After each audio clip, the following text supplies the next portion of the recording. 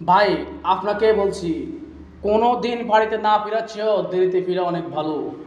তাই আমরা দেখতে পাচ্ছি এই কয়েকদিনের ভিতরে কয়েকটা দুর্ঘটনা ঘটছে। আমরা এত ব্যস্ত হয়ে যাচ্ছি বাড়িতে যাওয়ার জন্য, কিন্তু বাড়িতে যদি না ফিরতে পারি তাহলে এত ব্যস্ত হয়ে লাভ কি?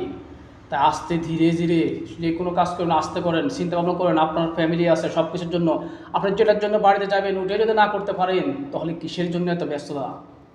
লঞ্চ দুর্ঘটনা, ট্রেন দুর্ঘটনা, বাস দুর্ঘটনা, প্রত্যেক দিন কোনো না কোনো দুর্ঘটনা ঘটে। আর আমরা এত ব্যস্ত হয়ে গেছি, যেখানে মানুষ পা রাখার জায়গা নাই ওখানে আমরা ব্যস্ত হয়ে যাই ওখান দিয়ে যাওয়ার জন্য। পরেরটাতে যাওয়ার চিন্তা করুন। কোনোদিন বাড়িতে ফিরাচ্ছেও দেরিতে বাড়ি ফিরে অনেক ভালো।